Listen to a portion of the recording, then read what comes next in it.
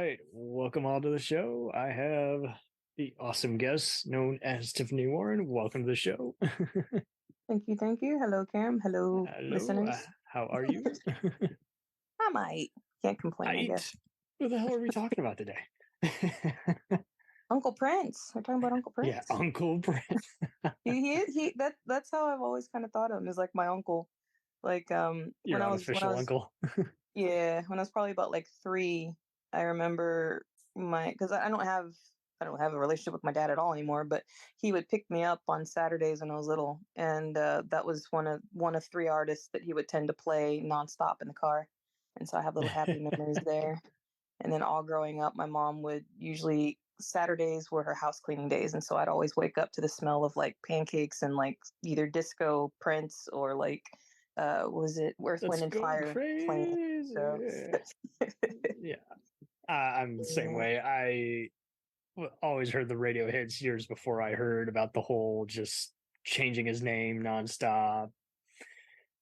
Just quite the character, is like we talk about all these other people who we like, and yet their outrageous off-color behavior is kind of what also kind of makes them. And that's kind of funny just seeing how everyone's like, it doesn't matter. It is what it is. yeah. That's kind of what their ego is, what kind of makes them. So that's okay. Yeah. I They actually did something joke that inappropriate. I'm not really surprised because not like I'm trying to glamorize someone getting hurt or whatever, but I mean, it's kind of to be expected, if that makes sense. Like, right, like with the whole Marilyn Manson thing, that's something I was like, okay, look, I love the guy in high school. Like I loved his music. There was some relatability there, but I'm not at all surprised the allegations. yeah, there are no that's a good transition because there are some where it's just like, yeah, not saying I don't care, but I kind of grew out of whoever, so it's okay Mhm. that I can turn away. It's past me now, and for whatever reason, it is funny how some celebs we literally can't watch anything they're in or part of, and then there's others where it's like, yeah, no, I I can watch them, but I know they're a piece of work, and Right. just, uh, I was never big on Manson, but he did have a few bangers, and so then when I'm hearing all these post Me Too stories, I'm like, yeah, that checks out. And seeing how many artists kind of separate from, I'm like, yeah, I guess. Yeah. They all And that parted like makes the sense. Red Sea. It's like I had Yeah, nothing to do with right. him. I No, don't that's true. It associate. is kind of like the Had no idea he we're was like that. We derailing thought it those was an guys, act. but I know what you mean. Where it is kind of like the whole uh to catch a predator, have a seat over there. Yeah. Have a seat over there. Yeah, all the stories, especially where I heard how he got in like a heated argument with like what was it? I think it was Sinead O'Connor or something like that, and it's just like I would always hear about just how off color he could be and kind of paranoid and um but yeah, he was a mix of rock, pop, and R&B, and also known as his band The Revolution. And I've heard plenty of his samples. I mean, just about everybody. If you want to, you know, name off all the hits, Raspberry Beret, Manic Monday. Yeah. It's interesting how he became just as big as his various movies as well as music videos. And I mean, The once bands that again, he like you pretty say, much always created. in, yeah, always in our minds. Because I mean, like everybody's even trying to kind of be schooled by him. Like obviously we got Apollonia and Vanity, and then we got people on Saturday Night Live doing parodies of him. I always thought Fred Armisen did a good one. I 4. think while I'm not a fan of his comedy anymore, I think my favorite was Dave Chappelle. They came over where we was at. Prince started talking to my brother. Hello, Eddie Murphy. Prince, what's up? I'm a big fan of your comedies. Ooh, that's hot, Prince. Would you like to come to my house and listen to some music? Ooh, that's cool. Fruity, get the car. Assemble your crew. I'll be outside. We went up there. We get there, he puts the tracks on tracks, we're slamming. You know what I mean? We listening to the music and everything, we grooving at the crib. They got girls over there. He had a nice environment. It was tight. This bores me. Is anyone up for a game of basketball? And I'm looking back at him thinking to myself, you know, what are you angry about? I mean, you know where you got that shirt from. And the damn sure wasn't the men's department. I mean, I kind of learned something that day. Don't never judge a book by its cover. This cat could ball, man. Play ball. He was crossing cats. Like I crossed me up. Then my knees slammed together. He was getting rebounds like Charles Barkley, snatching it down. Shoot the J. Shoot it! Just run a play. Computer blue. Darling Picky.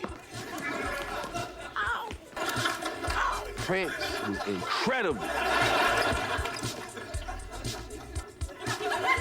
Prince, you got a towel, man? It's kind of hot out here, man. Why don't you purify yourself in the waters of Lake Minnetonka? Good. In your face, Charlie Murphy. Good. Good hustle. Yo, man, I'm not on your team.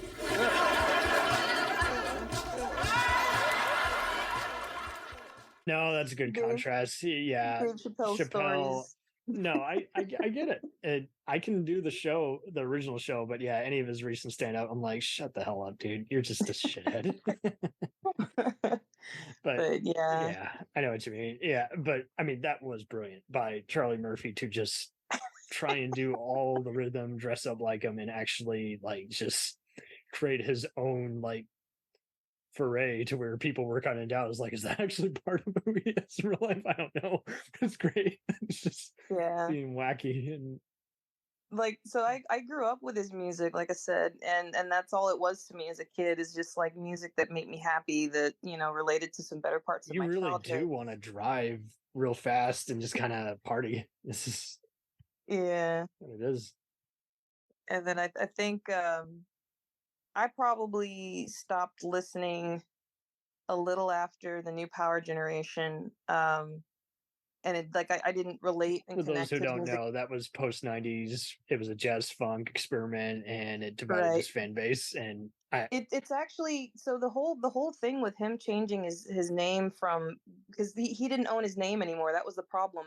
Yeah, The record label that he separated from, you know, he they pissed owned some it. serious people's off, and at the same time, it is kind of stupid. It's like, because not only do we have to forget that once you become famous, you also you market a brand based on your name, and it was just so weird how this is like the record companies were being hard asses, and he was just like having to deal with all this mumbo jumbo to where he's like, okay, fine, if you're gonna be a hard ass with me, I'm gonna play hard to get.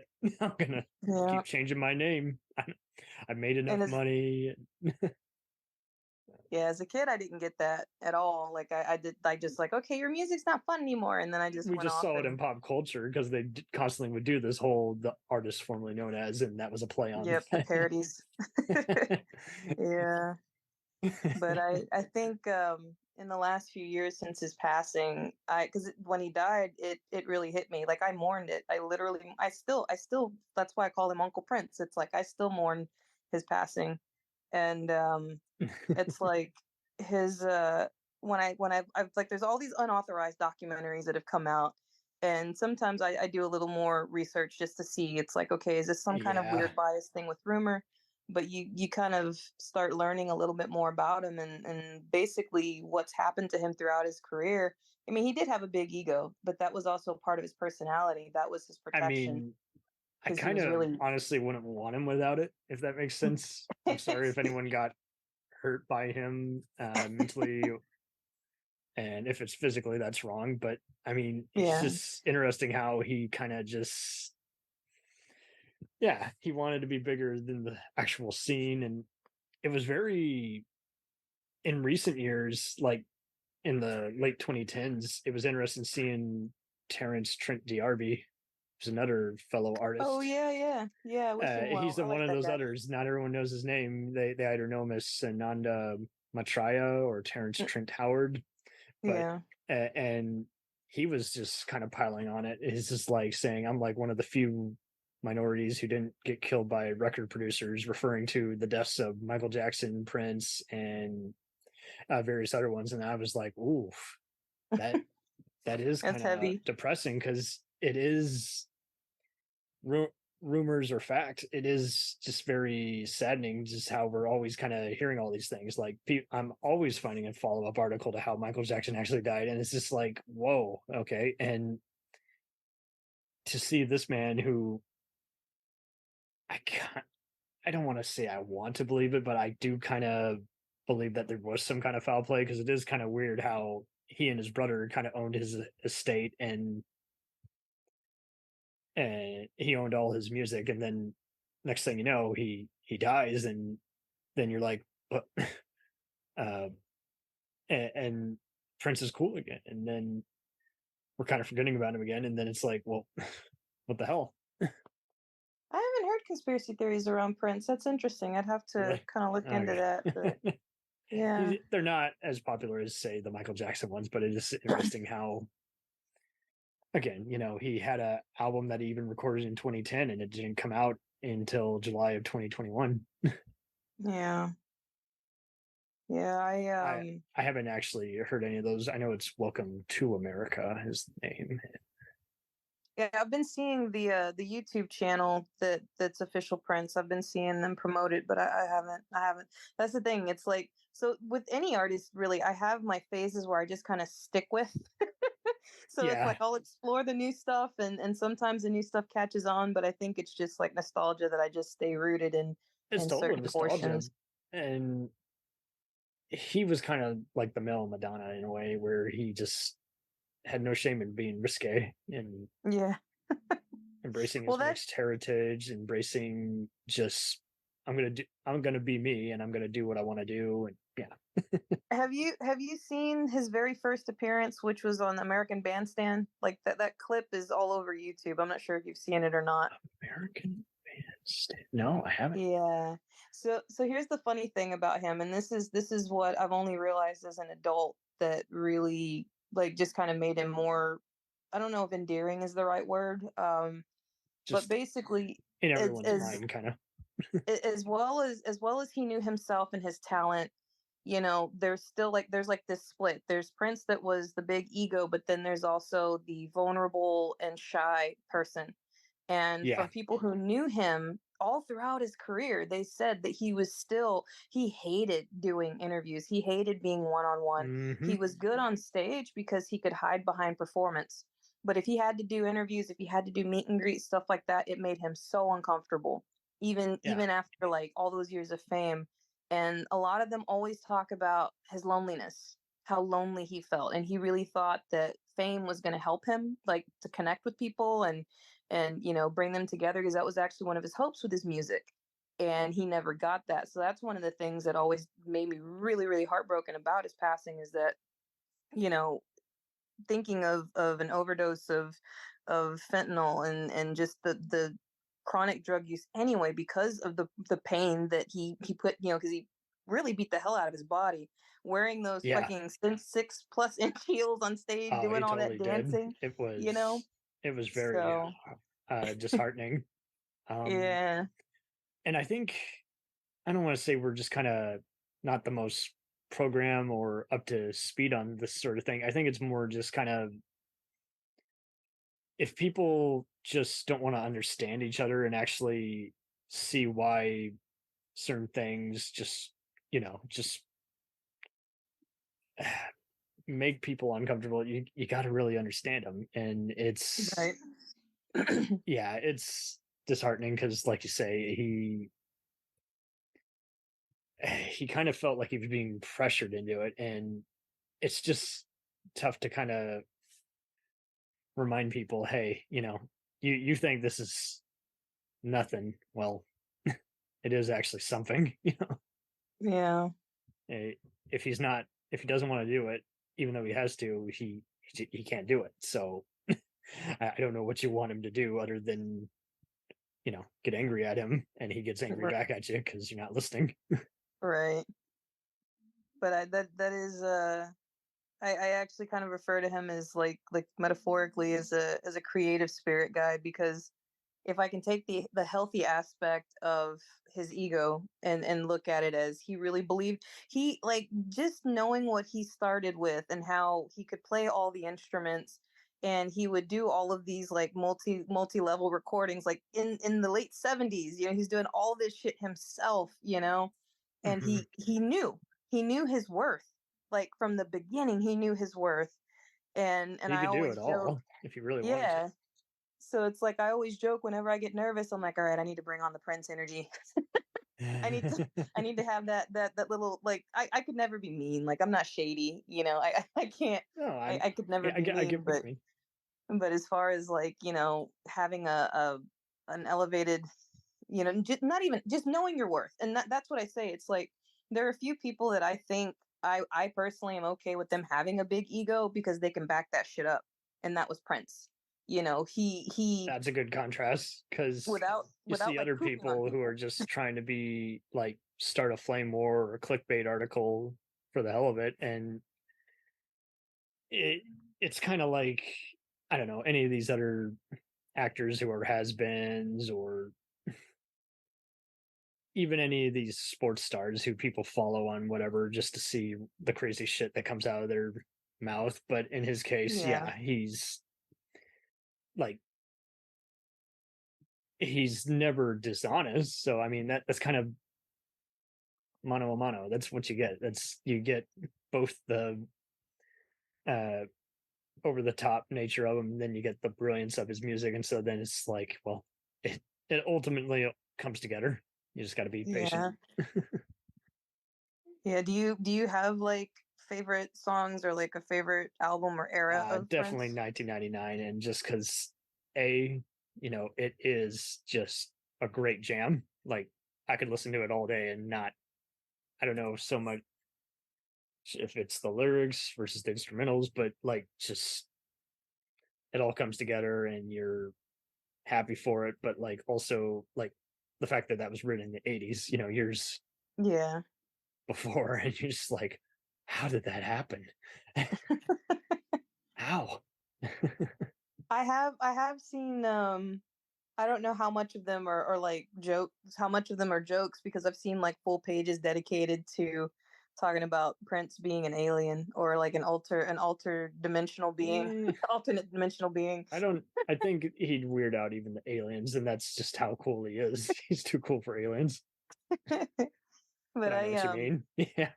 There are many there's celebs who we wonder. yeah, it makes me think of Men in Black. Actually, it's like they should have Yeah, had him as a cameo X-Files. on there. Who is or isn't an alien?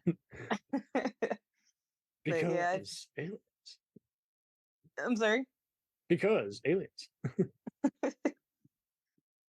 Yeah, I Around the World in a Day is like my most favorite album, and I pretty much listen to and It's a love good almost build up, every. isn't it?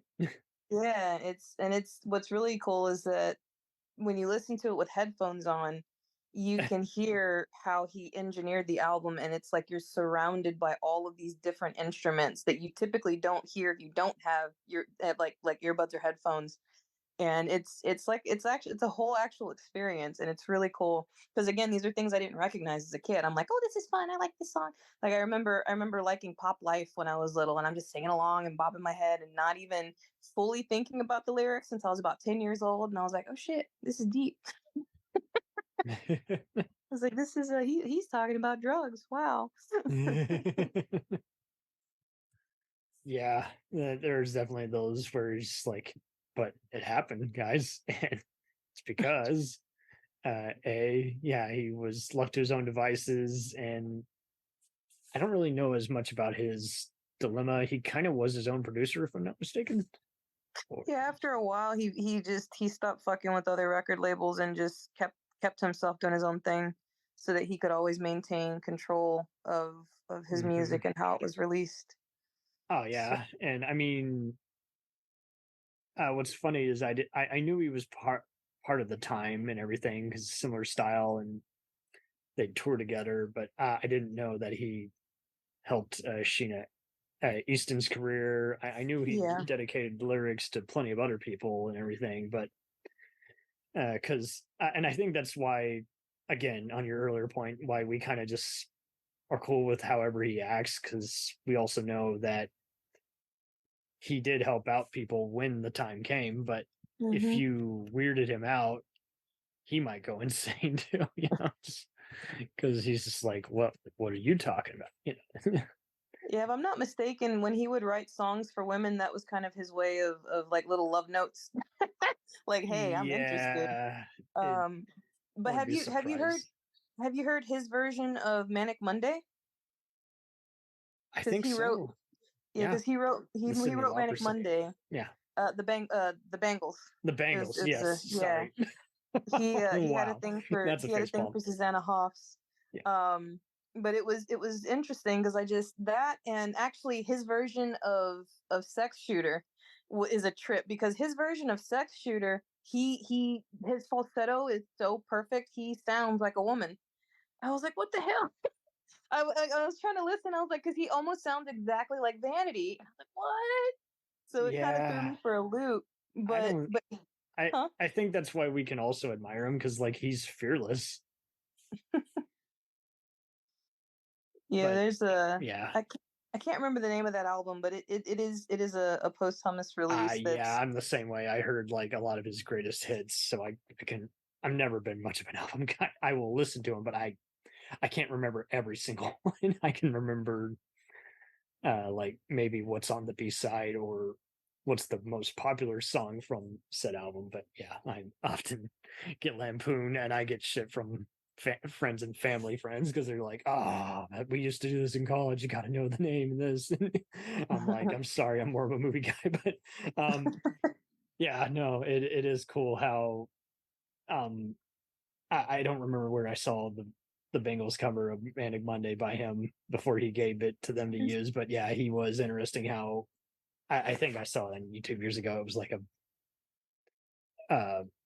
maybe I think someone took it from like a rare live show or some shit. But yeah, it was, I'll have to fact check that, but it was interesting how it was, like you say, it was he would test everything before he knew it was just ready to launch. And yeah, it's just so cool how he really wants to just kind of be a team player on occasion. So after a while, I mean, there was this one band that did I know they did a cover of Madonna's Celebrate, and we'll return after these messages.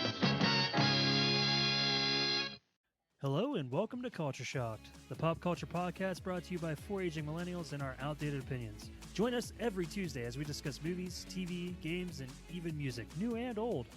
Dude, what do you think you're doing? Are you seriously trying to record a promo without us right now? Well, yeah. Dude, you can't just do the promo by yourself. Who's gonna listen to that? Yeah, and you probably haven't even told them that we're a pop culture podcast where we always agree on everything. For instance, the Sam Raimi trilogy, easily being the best of the Spider-Man movies. No. But I think we can all agree that Jaws is a classical masterpiece.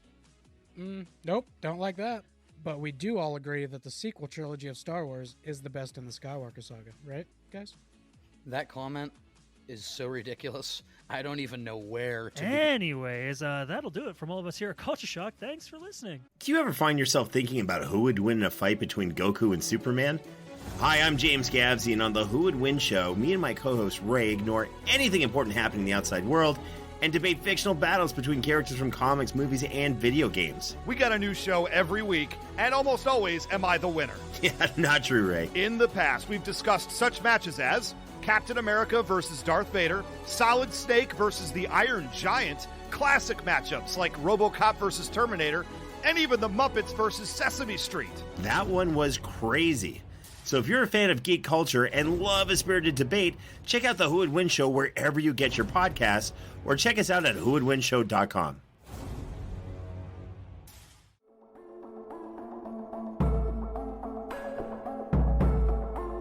We let things pile up in the DVR. We add them to our queues. We wait for the DVDs and Blu-rays. We time shift. The Time Shifters Podcast. Sci-fi, horror, fantasy, superheroes, comedy, action, film, television, maybe some not-so-current events. Find us on iTunes or at timeshifterspodcast.com. Cool thing about Blind Knowledge is we are in multiple countries. We are worldwide all across the globe. We are in the US. We are in the UK. We are in Canada, Germany, India, Japan. We're in Australia, y'all. BlindKnowledge.com. Now back to the feature presentation.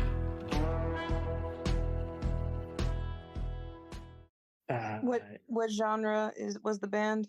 It was a pop group, and I know Prince produced them. Oh, okay. I'll look it up now. Celebration. I know it's the Madonna song. Yeah, they did a posthumous release of all of the songs that he had written for other people that were his demos performing them. And so that's how I heard his version of Manic Monday, which I enjoy musically because it's more, I feel like it's more stripped down than the version that the Bangles put out. And then, like I said, yeah, there's his version of Sex Shooter, just like, yeah, it was Holiday. My bad. Blows my mind. What was the band? It was Holiday.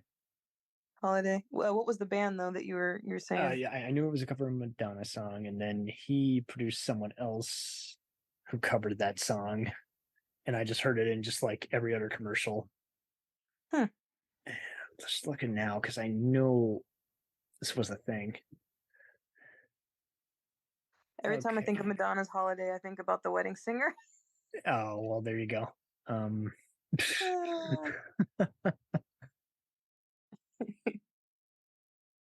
looking it up now. Holiday cover Prince band.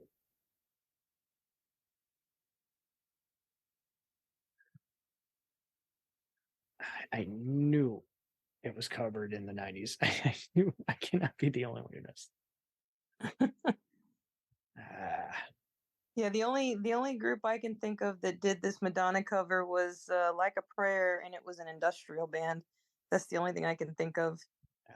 I mean, I'm sure there are plenty of other bands that covered Madonna, but yeah, that's the only thing that comes to mind for me. I'll just look it up. Prince is producing.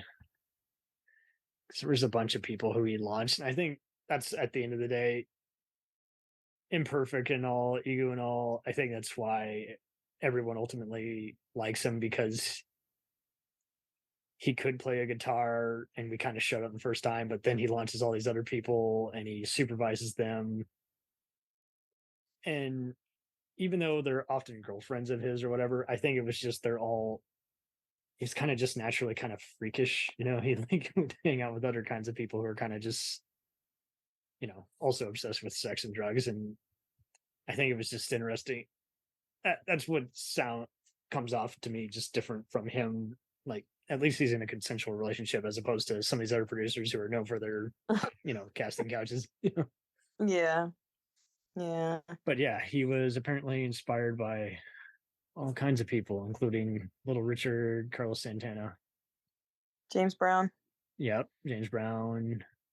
And Jimi Hendrix. Yep. Mm-hmm. Yeah. Jerry Lee Lewis, Mick Jagger, Ike Turner. Sorry to say, but yeah, Sly Stone, and David Bowie and Earth, Wind and Fire. And I think that's just it. Like, he kind of just, it's hard to say. He kind of just works with everybody. And I actually didn't realize that he worked with Paula Abdul and Celine Dion, but I'm not surprised either. I did not know that. Yeah, he apparently produced a few songs for some of their early 90s albums. So that's cool. It's interesting though, because like, he comes to them and he actually tells them, I wrote this for you. So I think that's what's why everyone relates to him. They're like, well, there's no telling who he's a fan of, until he lets you know. Oh man, I think one of my other favorite things from him as a kid is the fact that he was a part of the Batman's soundtrack. Yeah. And so like Bat Dance, like I love that video. One day I'm going to dress like that for Halloween, if not this year.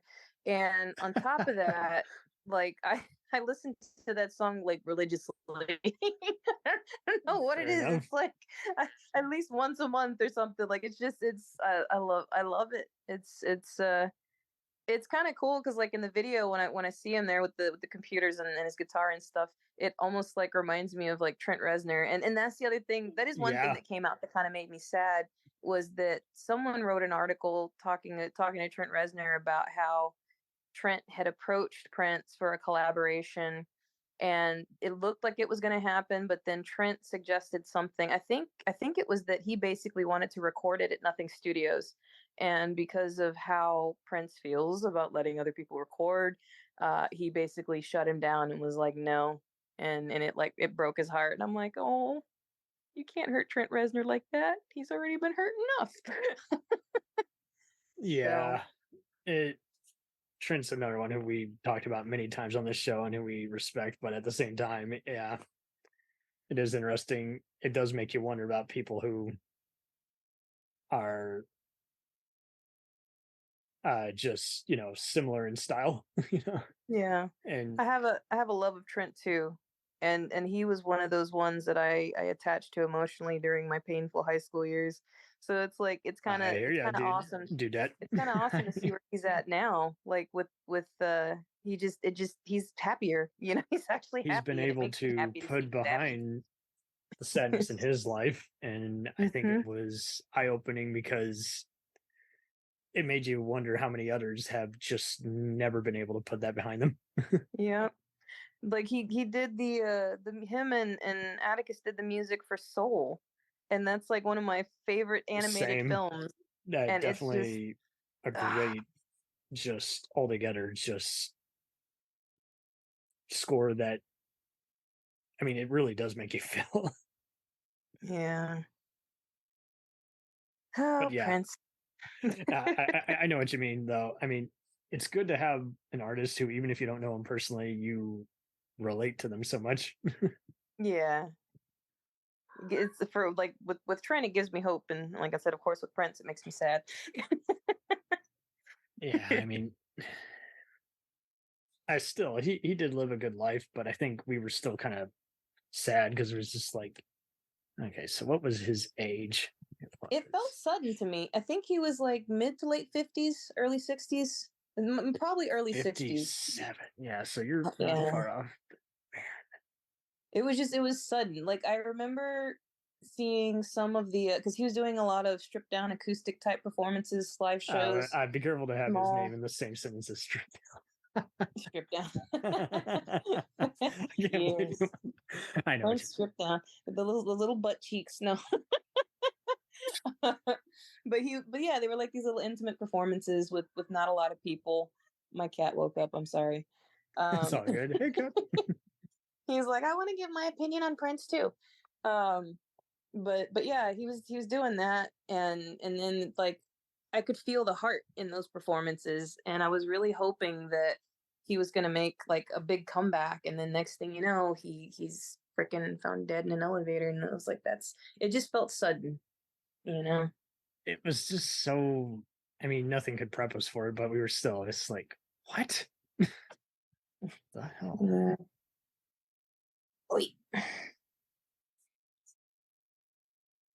But yeah, altogether, I mean,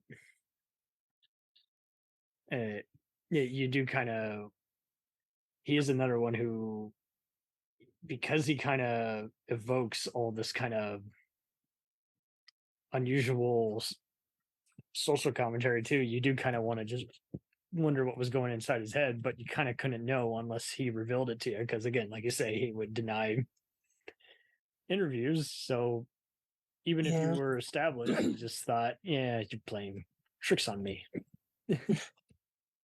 As I remember a few years ago for New Year's, because I was kind of like isolated and I was like, all right, I need to do something to like keep my spirits up. So I was just listening to this whole catalog of Prince, and my housemate, her birthday is on New Year's Eve.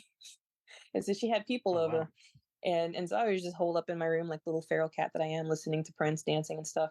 And so the next day, I was listening to Prince again, and I came out to get some snacks or something. And she goes, "You sure do like Prince?" And I was like, I fucking love Prince. He's like a part of my childhood.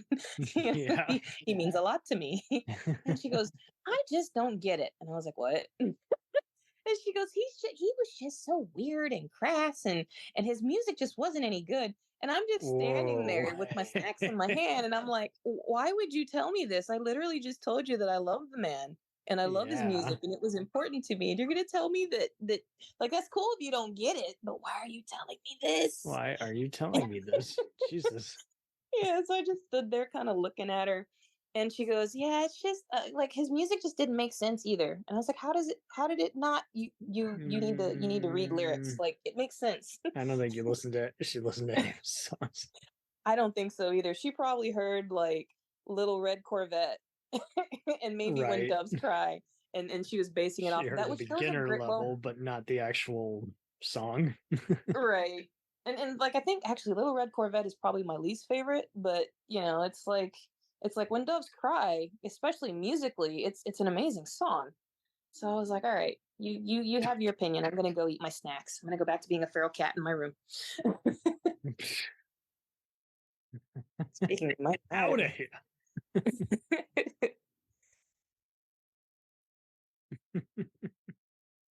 What would you say was your introduction to Prince? Like, I know you said that you kind of like remember hearing the just music constantly on the before. radio. I just was always hearing people talk about his different movies and what have you, and just it made sense to me when,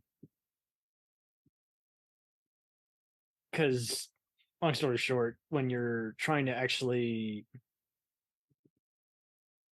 just what's it called, just really dissect a person and just understand how music works and everything. And I would see constantly just people talk about just his influence and everything and what he had been a part of. And I think I just, after a while, I mean, when you're listening to someone like him, you're actually trying to he kind of invites you to just follow along with him, if that makes sense. Yeah. And that's kind of the gist I got, just all his greatest hits just on the music. I heard a good chunk of them, and then I went through it, the deep cuts and everything, and it was easy to see why most of them didn't make it, because they were just too risky to get any kind of airplay, even at midnight. So they might have played when they were first out, but that was it. Have you seen all, like, just thinking, because there was a mention of films. Have you seen all three? I think there's three. Have you seen all three of his films? I think there's only three. I don't know if there's think more I than saw part of the Graffiti Bridge, which was a sequel to Purple Rain, and then I definitely didn't see any of the other ones he did. I think he did one in France, if I'm not mistaken. Yeah, there's the three ones that I know. It's, of course, it's Purple Rain, Graffiti Bridge, and Under the Cherry Moon. and Under the Cherry Moon was one of the rarer ones. Like, I don't remember ever seeing it playing on television or anything like that. If it played, it was probably at midnight on Showtime or something, And it was so weird. Like, I love Purple but Rain. only he could do that kind of Right, thing. exactly. It was definitely like, it's like Prince avant-garde. It's like a Prince art film. But I just I did not dig it, unfortunately. But I loved Purple At least you Rain. can say you're a giant fan, because you went out to see it. So yeah, but I didn't like it. It's all good. I was like, why, Unc? Why?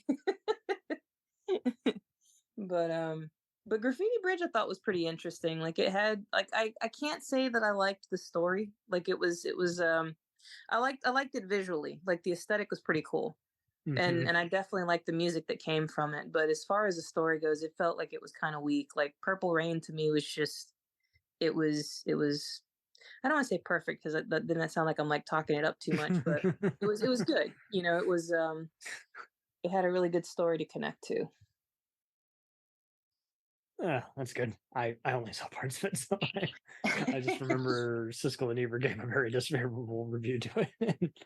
I know my folks were not crazy about Purple Rain, but then at the same time, like, it's kind of one of those, like, while it isn't great as a story, I think people just forgave it because, like, it was stunningly shot, and like the director of that even did reshoots on Tango and Cash. He had the essential MTV '80s look, and I think he and Prince got along well because, like, I don't know if it was just Prince understood him, and he was a like Italian video producer guy for hire, and they pretty much just kept each other to their devices. And even though the acting's questionable and everything, it's kind of just an interactive music video, and because you get to hear all his music, yeah, it's kind of why you watched it back in the day, you know? Yeah. Wait, you're talking about Graffiti Bridge, right? Or Oh no, Purple Rain. Oh, Purple Rain. Oh well. But that's okay. Yeah. I mean, it's kind of a style over substance movie, and there's plenty of time for all of that, you know? Just look at The Matrix. So I mean, it's just kind of interesting how it was also not hard to edit, you know, just cut out some of the language and romantic foreplay, and it's safe to air. But it's interesting how just for some people, that along with probably the Batman soundtrack might have been their introduction to him versus otherwise just, you know, collecting his music over the years. Yeah. Actually, I just realized that Graffiti Bridge was directed by him, so that would explain why I felt like it was a little bit weaker. It felt legit because it was legit him. I'm pretty sure he yelled at the cinematographer, "Get it right." Yeah, I kind of feel like, especially from my own experiences as a filmmaker, it is hard to try and make something that's incredible when you're doing so much on the project, including acting in it. Yeah. I mean, there are definitely people that I think pull it off well, but I'm a little sus. Like, I'm like, did you really direct it? Yeah. Did you really? I mean, really direct as we knew, I mean, put your name on it. There's this one cinematographer I even did a special on where he was pretty much any actor who was misbehaving on set, he was pretty much picking up the paces. Yeah, it is interesting how altogether, I mean, I don't have any issue with him at all. I it's so rare that we can see someone who's kind of over the top and we don't understand him, and yet at the same time we kind of understand him. If that makes sense. Like we kind of just all together just everyone let him be him, and I mean it's definitely the rare example of let him be him. Yeah. Yeah, I actually saw this thing on YouTube a few weeks ago that was they I don't, and this is something, there are a lot of things I wasn't aware of like in pop culture around Prince because I was a kid, you know. But they claim that there was this whole rivalry. Well, not claim. They showed moments that you realize it was a thing, but it wasn't between the two of them exactly. It was more like their record labels pushing them against each other, and like, you know, like I feel like the public does this kind of weird thing too, or like the press especially, where it's they'll take people that are iconic, that are in the same genre, the same field, and they'll pit them against each other. It's like, you know, you can't let them coexist. It's like they have to be one against the other. And so there's a thing with Prince and Michael Jackson, and you know, towards the end, Prince basically was talking about, like in different little clips, he was talking about how he actually had a love for MJ, and actually, you know, he didn't really see it as a rivalry. He didn't really have, you know, any animosity against him, but it was something that people expected. And that in the beginning, especially, Michael Jackson was heavily competitive. You know, there were people that knew Michael Jackson and were around at the time where they would have these conversations where Michael would always try to one up Prince, and Yeah. and Prince kind of had fun with it. Like he thought, because he was so secure in himself. Yeah. You know, he's like, bitch, I'm Prince. I'm not threatened. This is hilarious. Let me prank you. You know, like Yeah, it's very wild. But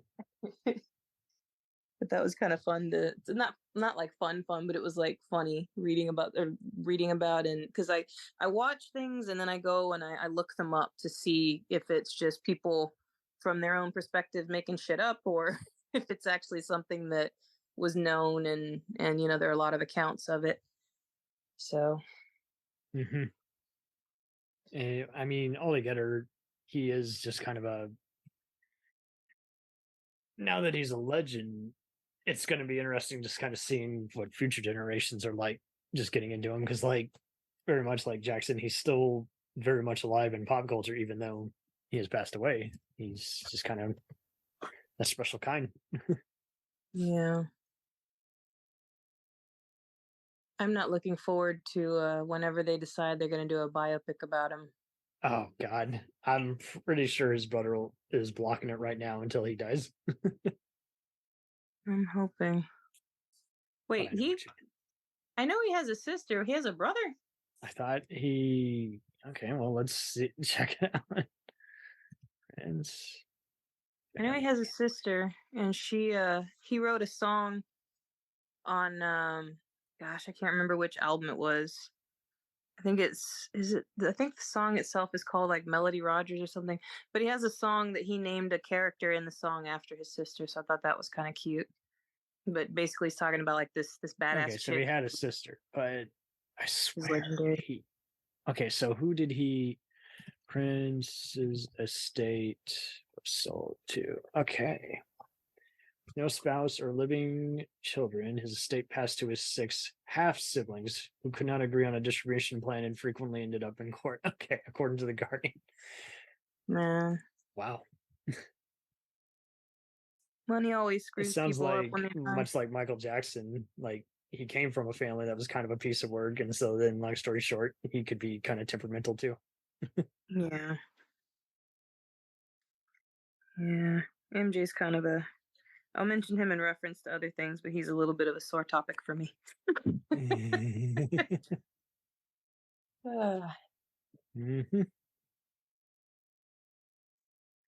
Yep. Well, okay, so Miss Warren, it's been great having you on here, because you kind of you broke down just kind of the appeal of this person, which is cool.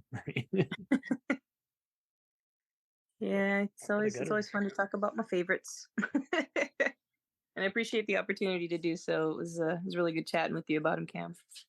Anytime, because there's nothing worse than when it just feels like people are talking about something, but they're barely scratching the surface. So we may not have given you everything you guys want to hear, but I mean, I hope we gave you something to work with here, and some kind of idea of the guy. Definitely some things to look up.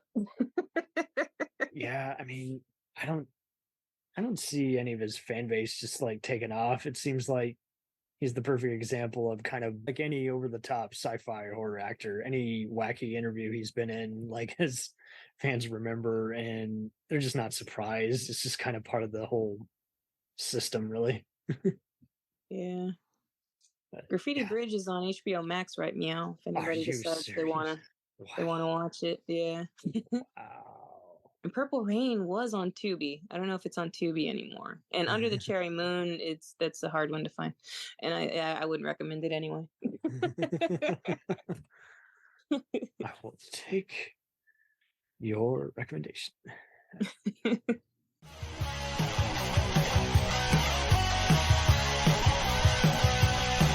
Follow us on the web on Facebook, Twitter, and Instagram. The podcast is available on Podbean, Spotify, iHeartRadio, Anchor, Apple, and anywhere else podcasts are available. Feel free to review our show and leave comments on any of those sites. Thanks a million for listening. It's a jacked